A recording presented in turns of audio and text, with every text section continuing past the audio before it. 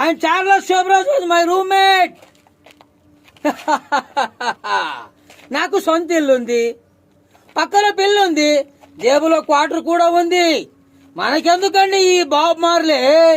ఏమండి, వాడిని చంపాలంటే చాలా మందిని చంపాలి.